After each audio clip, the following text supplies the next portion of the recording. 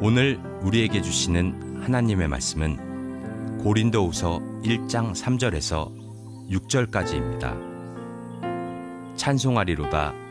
그는 우리 주 예수 그리스도의 하나님이시요 자비의 아버지시요 모든 위로의 하나님이시며 우리의 모든 환난 중에서 우리를 위로하사 우리로 하여금 하나님께 받는 위로로서 모든 환난 중에 있는 자들을 능히 위로하게 하시는 이시로다.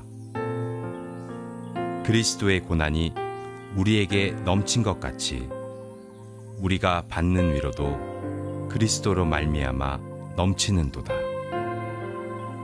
우리가 환난당하는 것도 너희가 위로와 구원을 받게 하려는 것이요 우리가 위로를 받는 것도 너희가 위로를 받게 하려는 것이니 이 위로가 너희 속에 역사하여 우리가 받는 것 같은 고난을 너희도 견디게 하느니라. 아멘.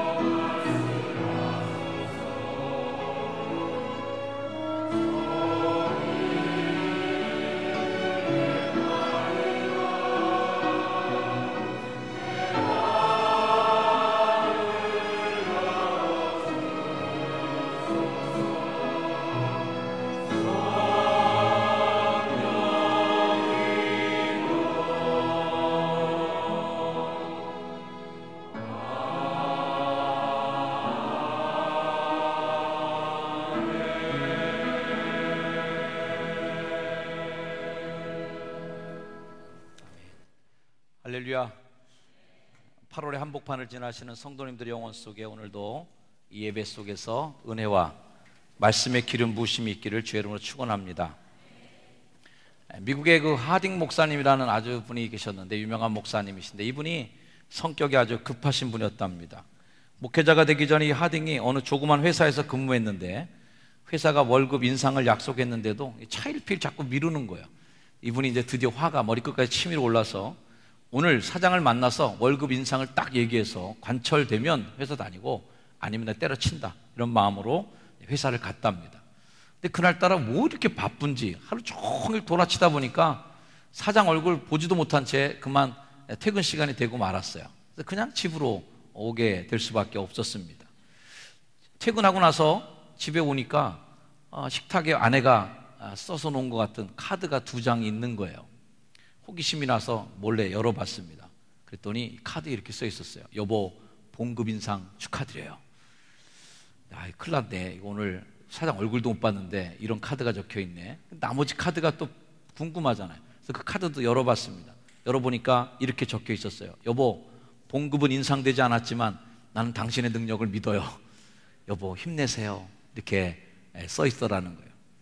자, 이 아내는 남편이 이런 환경을 만나고 오던 저쪽의 환경을 만나고 오든 간에 어떤 결과가 있든지 그 남편을 위로하고 남편을 격려할 마음의 준비가 다 돼 있었던 것이죠. 하딩은 그런 아내의 따뜻한 격려에 힘입어서 유능한 직원이 되고 또 그 위에 목회자의 길을 걸을 때도 훌륭한 사역자의 길을 잘 걸을 수 있었답니다. 요즘 우리 주위를 돌아볼 때 정말 필요한 단어가 뭔가 생각할 때 위로라는 단어가 필요한 시대가 아닌가 싶습니다. 오늘 하나님 말씀 내 백성을 위로하라 내 백성에게 희망을 주어라고 하는 이사야서의 말씀이 우리에게 들려오는 것 같아요. 우리는 성경에서 이런 표현을 많이 들을 수 있습니다. 너희 하나님이 이르시되 너희는 위로하라 내 백성을 위로하라. 고난의 시대에 겪었던 이사야 시대에 주었던 하나님 말씀이에요. 이사야 66장 말씀, 어머니가 자식을 위로함 같이 내가 너희를 위로할 것인즉 너희가 예루살렘에서 위로를 받으리니. 성경은 하나님이 피곤한 백성들, 위기의 백성들을 위한 위로의 말씀이 가득 차 있습니다. 이사야에게만 주어진 말씀이 아니라 지금 오늘 이 시대를 사는 여러분에게도 위로의 마음, 위로의 하나님의 축복이 꼭 필요한 시대인 줄로 믿습니다. 다시 한번 우리 옆에 분에게 인사하겠습니다. 하나님이 당신을 위로하십니다. 고린도후서는 바울이 쓴 서신 중에서 가장 개인적인 서신으로 알려져 있습니다. 이 서신에는 서신에서 바울은 자신이 어떻게 고통당했는지, 어떻게 신음하는지, 내가 어떻게 소망을 갖는지, 이런 아주 개인적인 이야기들이 많이 담겨 있기 때문에 인간 바울의 모습을 가장 많이 볼 수 있는 책이 바로 고린도후서고요. 그래서 이 고린도후서를 가리켜서 눈물의 편지다라고 사람들이 별명을 붙여줬어요. 서럽고 눈물 나는 그런 마음으로 쓴 편지라는 것이죠. 자, 오늘 이 말씀 속에서 하나님 어떤 위로를 바울에게 주셨는지 우리도 그 위로를 배우고 싶습니다. 하나님, 우리가 슬픔과 고통에 빠지게 될 때 항상 위로하시는 하나님이신데요, 오늘 3절과 4절 말씀 보면 이런 말씀이에요. 찬송하리로다. 그는 우리 주 예수 그리스도의 하나님이시요 자비 하나님이시요 모든 위로의 하나님이시며 우리의 모든 환난 중에서 우리를 위로하사 우리로 하여금 하나님께 받는 위로로서 모든 환난 중에 있는 자들을 능히 위로하게 하시는 이시로다. 바울은 고통받는 자를 어루만져 주시는 위로의 하나님, 그 하나님을 확신합니다. 고난 속에서도 그 하나님이 계셨기에 내가 견뎌낼 수 있었다는 거죠. 오늘 읽지는 않았지만 그 뒤에 말씀에 이런 말씀이 이어집니다. 형제들아, 우리가 아시아에서 당한 환난을 너희가 모르기를 원하지 아니하노니 힘에 겹도록 심한 고난. 우리가 힘에 겹도록이라는 말은 내가 견딜 수 있는 한계를 넘어선 고난을 얘기합니다. 간혹 보면 우리 성도들에게 그런 제 마음속에 서운함이 있을 수가 있어요. 아니, 저 정도 갖고 뭐 저렇게 시험에 빠지고 저런 정도의 고난 앞에서도 저렇게 갈등하고 저렇게 허덕거리면 앞으로 저런 시험은 어떻게 당할 건가? 바울은 그냥 그런 객관적으로 사람들이 볼 때 객관성이 없는 그런 고난 앞에서 허덕은 게 아니에요. 자기 혼자만의 고통으로 허덕인 게 아니라 그분의 고통은 힘에 겹도록 심한 고난이었단 말이에요. 이런 고난 속에서 누구나 자타가 공인하는, 야, 저 정도면 넘어질 만해, 저 정도면 시험 들 만해, 저 정도면 교회 안에서 쓰러져 있을 만해 라고 하는 힘에 겹도록 심한 고난 앞에서도 위로의 하나님을 덧입어서 지지 않았단 말이죠. 살 소망까지 끊어지고 죽었구나 싶은 마음이죠. 우리는 우리 자신의 사형 선고를 받은 줄 알았으니 아주 끝까지 간 표현입니다. 하나님이 너 죽어, 이제 너 이제 그만해, 사형 선고를 받은 기분으로 하나님께 나온 그런 마음을 보여주고 있는 거예요. 도대체 어떤 고난을 겪었기에 그렇게 심한 표현까지 했을까? 고린도후서 뒤편에 보면 아주 구체적인 말씀이 나와요. 거짓 사도들, 바울의 사도의 진정성을 믿지 않는 사람들이 야, 니까지 게 무슨 사도냐고 심하게 공격을 합니다. 그들을 위해서 할 수 없이, 내가 그동안 얘기는 안 했는데, 이런 고생하는 거 내가 얘기 안 했는데 이젠 그런 말을 들으니까 할 수 없이 변증하는 마음으로 자신의 속내를 털어놓는 구절이 나옵니다. 세 번역으로 읽어드릴게요. 그들이 그리스도의 일꾼입니까? 나를 비방하고 나한테 그렇게 도전하는 사람들이 그게 진짜 일꾼입니까? 나는 그럼 그리스도의 일꾼이 아닙니까? 화가 났어요. 좀 내가 정신 나간 사람같이 말합니다마는 이때만큼은 좀 열이 많이 받으신 거예요. 내가 정신 나간 사람처럼 좀 얘기하는데 나도 할 말이 있습니다. 드디어 털어놓습니다. 나는 수고도 더 많이 하고 감옥살이도 더 많이 하고 매도 더 많이 맞고 여러 번 죽을 뻔했습니다. 유대 사람들에게서 마흔에서 하나를 뺀 매를 맞은 것이 5번, 채찍으로 맞은 게 3번, 돌로 맞은 것이 1번, 파선당한 것이 3번, 밤낮 꼬박 하루를 망망한 바다를 떠나졌고, 자주 여행하는 동안에는 강물의 위험, 강도의 위험, 동족의 위험, 이방 사람의 위험, 도시, 광야 위험, 바다 위험, 거짓 형제 위험을 당하는, 수고와 고역에 시달리고 여러 번 밤을 지새우고 줄이고 목마르고 여러 번 굶고 추위에 떨고 헐벗었습니다. 그 밖의 것은 제쳐두고서라도 모든 교회를 염려하는 염려가 날마다 내 마음을 짓누르고 있습니다. 이 정도면 내가 사도 자격 없습니까? 라고 이제 항변하는 모습이에요. 미뤄보건대 이러한 바울의 고난을 보면서 사형 선고를 받은 것 같은 기분이 들었던 고난의 시기를 겪었던 것을 보게 되는 거죠. 인생을 살아가면서 일상생활을 사는 우리도 뭐 위대한 하나님의 사명을 받고 선교의 사명을 감당했던 사도 바울에게도 똑같이 있던 것이 있어요. 그것은 뭐냐면 고난이라는 것이에요. 사도 바울도 고난 당했고 우리도 크던 작던 느끼는 강도가 세던 약하든 간에 우리도 고난을 겪는다. 뭐 군대 갔다 온 남자들 얘기 들으면 다 고난 당했다는 얘기 다 한다 그러잖아요. PX에서 물건을 팔던 정말 특전사가 돼갖고 뭐 점프를 하고서 특공 훈련을 다 받았던 간에 다 모아놓고 얘기하면 자기가 제일 고생했다고 그래요. 성도들도 마찬가지더라고요. 목사님한테 와서 상의하거나 또는 상의하지 않더라도 자신이 이런 고난 속에 난 넘어질 만해, 난 쓰러져 있을 만해, 난 이런 것에 좌절할 만해 라고 하는 그 강도는 다 다르고, 어떨 때는 뭐 저런 일 갖고 저렇게 쓰러져 있나, 저 정도는 툭툭 털고 일어나야지 하는데 본인은 또 그게 너무 힘든 거예요.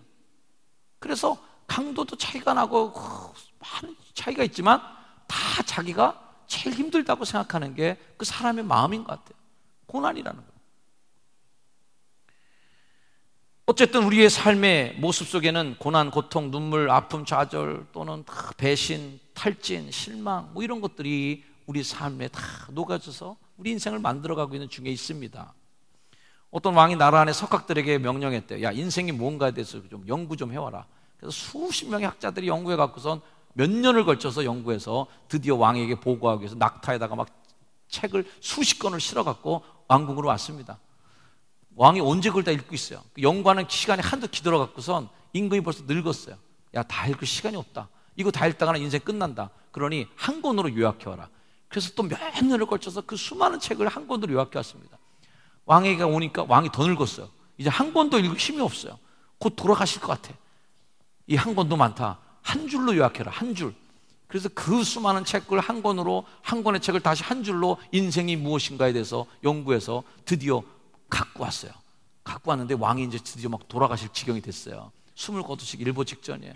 왕의 귀에다 대고 학자가 외쳤습니다. 임금님, 드디어 인생이 무엇인가에 대해서 우리가 알아왔습니다. 뭐냐? 인생은 태어나서 살다가 늙어서 죽는 겁니다. 그러니까 그러냐? 그 얘기 들으시고 돌아가셨다는 거예요. 간단해요. 생, 노, 병, 사.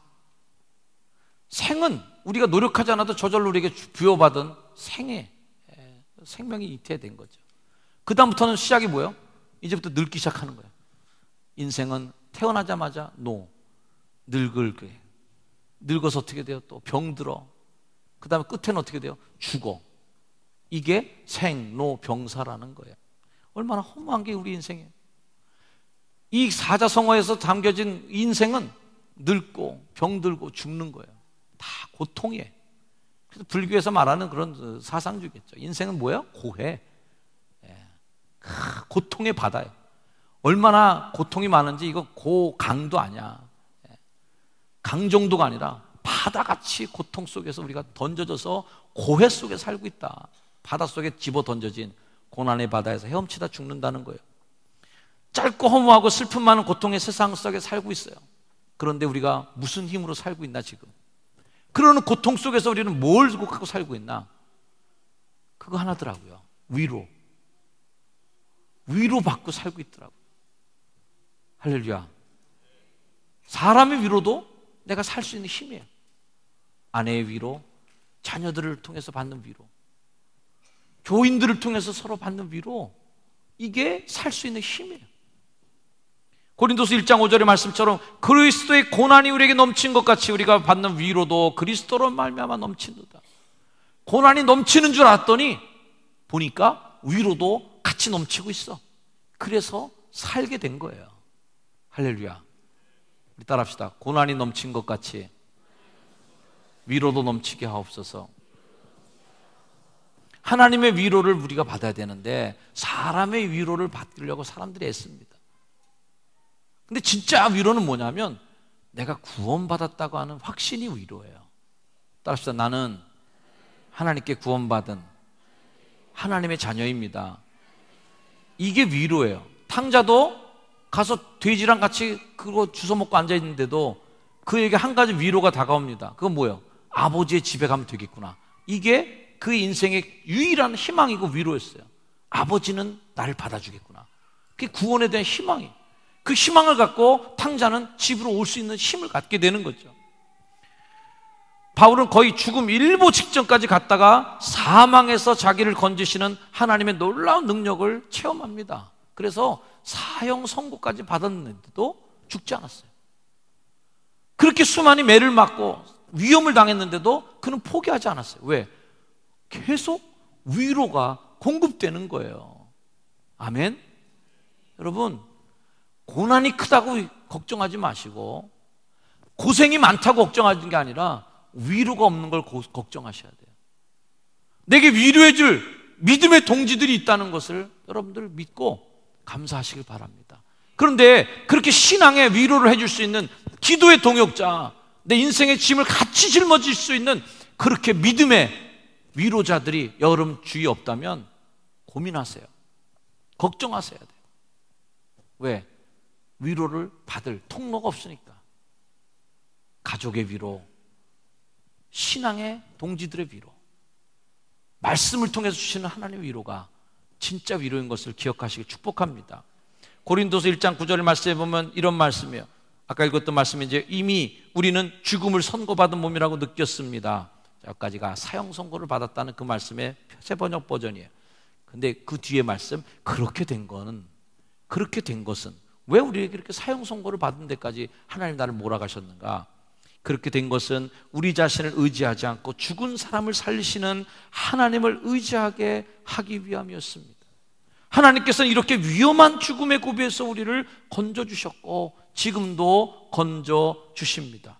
또 앞으로도 건져주시리라는 희망을 우리는 하나님께 두었습니다.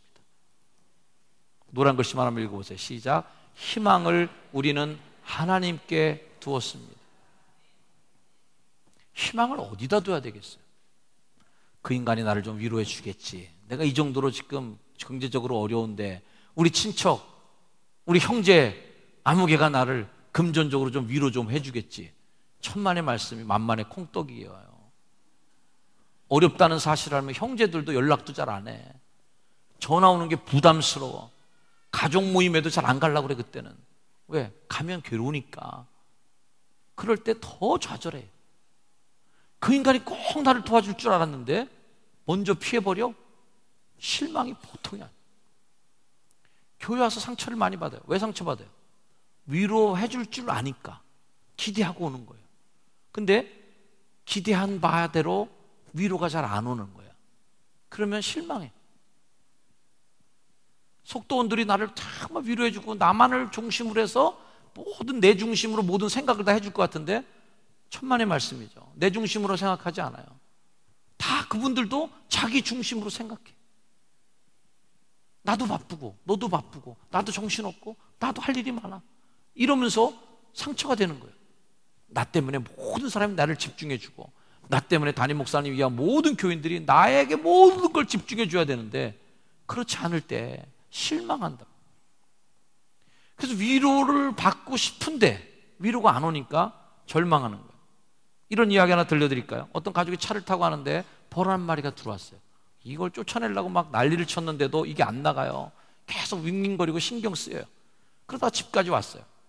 그래도 쫓아내지 못하니까 지가 알아서 나오겠지 하면서 일부러 화단 가까운 데 차를 대고 꽃과 꿀 냄새가 나는 화단 쪽에다 놓고 앞에 창문을 조금 열어놓고 두면 지가 알아서 이제는 꽃향기를 맡으면 알아서 순리대로 빠져나가리라는 지혜를 가지고 차를 두고 갔어요. 아침에 궁금해서 차 안을 들여다보니까 이 벌이 차 뒷유리에 밑에 떨어져 죽어 있어요. 이 벌은 어딘가에서 나오는 꿀향기, 어딘가에서 나오는 꽃향기를 맡고 탈출해야 되겠다는 일념하에 꽃을 향해서 계속 돌진하는데 열려진 앞의 문을 향해서 나가야 되는데 닫혀진 뒷문만 계속 공략하다가 지쳐서 쓰러져 죽고 만 거예요. 이 유화가 우리에게 뭘 얘기해 주고 있습니까? 우리가 정말 위로받을 분이 누군지를 알아야 되는데 엉뚱한 데다 놓고 하고 있는 거예요. 김 집사가 나를 위로해 줄래나, 박 집사가 나한테 희망을 줄래나, 돈 많은 아무개가 나한테 희망을 줄래나, 이러면서 희망의 문을 계속 두들기고 있는데 그 창문이 열려지질 않는 거예요. 그 문이 내게 위로의 문을 열어주지 않는 거예요. 절망하는 거예요. 실족하는 거예요.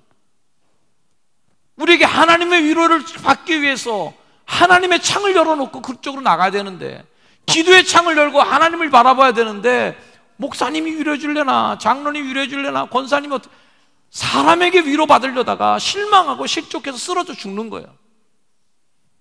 우리 따라합시다. 우리에게 위로를 주시는 이는 하나님이십니다.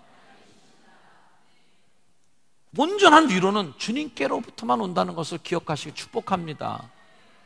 정현수 목사에게 위로받고 싶은 마음 버리세요. 저도 위로받고 싶어요. 교인들이 저를 좀 위로해 줬으면 좋겠어요. 저도 위로받고 싶어요. 그러니 제가 얼마나 그런 위로가 넘쳐서 온 성도들, 1000명이 넘는 성도들한테 위로를 전해줄 수 있겠습니까? 저한테 실망할 수가요. 목사님 위로해 주겠지. 그냥 실망하실 거예요. 장로님들이 위로해 주겠지. 우리 속장님이, 우리 권사님이 위로해 주겠지. 실망하실 거예요. 우리의 위로는 하나님의 희망을 우리는 하나님께 두었습니다. 이래야 사형 선고 받은 기분인데도 살아날 힘이 나오는 거예요. 따라합시다. 희망을 하나님께 두자. 위로는 옮겨지는 힘이 있습니다. 오늘 말씀 4절 보니까 모든 환난 가운데서 우리를 위로해 주시는 분, 따라서 우리가 하나님께 받는 그 위로로 우리도 온갖 환난을 당한 사람을 위로할 수 있습니다. 자, 위로는 뭐예요? 위로는 내가 받은 위로로 다른 이들을 위로하는 힘을 갖고 있어요. 6절 말씀, 우리가 환난 당하는 것도 너희가 위로와 구원을 받게 하는 것이고, 우리가 위로를 받는 것도 너희가 위로를 받게 하는 것이고, 내가 당한 것을 남에게 줄 수 있는 게 그게 힘인데, 위로도 그럴 수 있다는 거예요.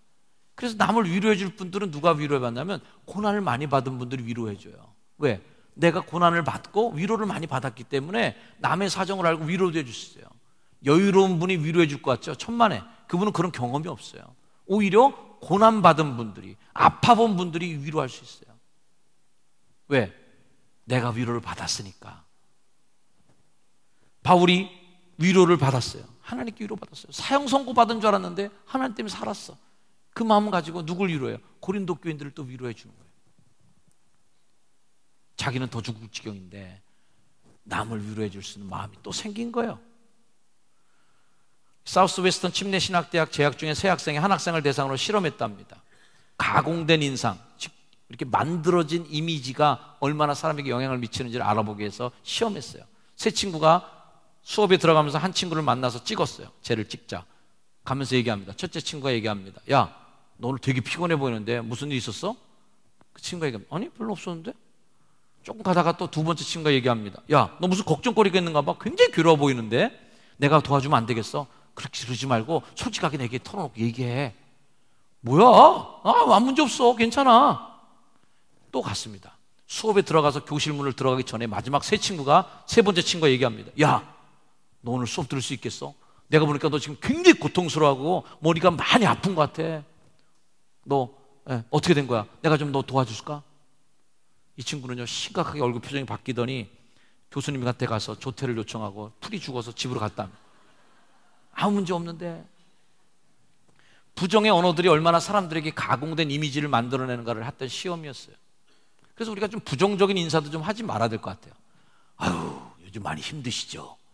그러면은 별로 힘든 것도 아닌데 계속 그 인사를 10번 받으면 무지 힘들다. 이렇게. 너무 힘들어 나 요즘에. 나 정말 너무 지친 것 같아. 이렇게 생각됩니다. 우리가 좀 덕담식으로 얘기해 주는 덕담들도 있어요. 얼굴이 요즘 많이 상하셨네. 힘드신가 봐. 그런 얘기 한 10번 들으면 집에 가서 거울 다시 봐요. 화장품을 바꿔야 되나? 화장이 잘 안 먹었나? 왜 이렇게 얼굴이 안 좋다고 다들 그러지? 굉장히 걱정이 오는 거예요. 부정의 언어로 자꾸만 인사하는 것도 좋지 않다. 좋은 언어들로. 오늘 너무 기운차고 밝아 보이세요. 요즘에 힘들어도 열심히 하고 계시죠? 힘내세요. 뭐 이렇게 자꾸 인사해주면 위로가 올라오는 거죠. 여러분 주변에 위로의 바이러스를 퍼뜨리시길 축복합니다. 자, 옆에 분을 한번 보시고요. 그 사람에게 뭐가 제일 위로가 될지를 한번 머릿속에서 30초 생각해 보세요. 30초 생각해서 가장 멋진 말로 한번 위로의 말을 전달해 주시기를 바랍니다. 자, 준비됐어요? 자, 위로의 말 시작. 그저 웃지요. 이 권사님, 이정희 권사님 그냥 웃지요? 뭐 해줄 말이 없어요? 했어요? 뭐라고 했어요? 뭐라고 했어요, 권사님? 위로의 말? 어? 멋져 부려? 아니, 그 여자한테 할 말이에요, 권사님?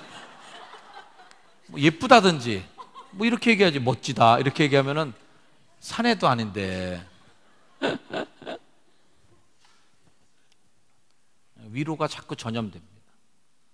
가정에서 여러분의 가족들이 위로가 전염되길 축복합니다. 한 분이 위로하면 그 위로가 돼요. 교회에서도 와서 다 기대하고 오잖아요. 위로받고 싶어서, 좋은 얘기 듣고 싶어서. 교회 와서 누가 상처받고 싶어서 교회 오는 사람 누가 있어요? 교회 가면 나를 막 가시 확 찔러 주겠지. 누가 칼로 막 베겠지. 그 벤데다가 소금을 뿌려 주겠지. 난 그 상처를 견디면서 교회에 다닐 거야. 이러면서 오는 사람 없어요. 상처를 안고 누군가 나를 쓰다듬어 주겠지. 누군가 알아주겠지. 그거 근데 힘든 걸 누군가 알아주겠지. 당신이 힘들다는 거 알아요. 마음이 아프다는 것도. 이렇게 위로되길 원하고 오는 거예요. 좌절하며 고통스러운 사람들에게 위로와 격려의 말이 바로 복음의 말이다. 복음은 뭐야? 위로해 주는 말이에요. 바울에게도 그게 복음이었어요. 이런 시어처럼 가슴에 늘 푸른 파도가 일어나길 바랍니다. 너를 사랑한다는 말 아주 작게 속삭여도 내 귀엔 파도 소리보다 더 크게 들려왔으면. 작은 위로의 말이요, 어떻게 들리냐면 거대한 파도처럼 들리는 거예요. 작은 사랑의 격려의 말이 내 인생을 다 덮고도 남을 만큼 엄청난 파도처럼 나를 적셔주시는 거예요. 아멘. 여러분의 작은 언어가 저의 삶에 파도처럼 밀어닥치는 희망의 물길이 되는 거예요. 여러분들에게 서로 마찬가지. 비난의 언어와 비평의 언어 대신 격려와 위로의 언어. 그래서 그리스도의 위로가 여러분을 통해서 우리 교회에 막 흘러넘치고 세상으로 흘러넘쳐나기를 주의 이름으로 축원합니다. 기도하겠습니다. 하나님, 위로의 하나님 감사합니다. 무더위 속에 지쳐있는 우리들을 주님 위로하시고 격려해 주심을 감사합니다. 힘내게 해주셔서 감사합니다. 교회 와서 오늘 성도들이 당신이 힘들다는 걸 알아요. 사랑하길 원해요. 감싸주고 싶어요. 사랑해요. 축복해요. 그런 언어를 들으면서 그 말 한마디에도 뭘 해준 것도 아닌데 눈물이 시큰이 나고 가슴이 울컥해지는 이 마음은 무엇입니까? 하나님, 이런 위로와 이런 평안의 소식들이 우리 교회 안에 더 많이 나눠지게 하시고 그런 위로의 메시지가 교회의 담을 넘어서 세상 속으로 흘러나가 아직도 그리스도를 모른 채 헛된 위로의 마음에 헛된 향락에 쾌락에 위로의 받기를 원해서 쫓아다니는 불나방같이 헤매는 영혼들을 향해서 하나님의 진정한 구원의 은혜, 위로를 전해주는 우리가 되게 하옵소서. 예수님의 이름으로 간절히 기도드립니다. 아멘.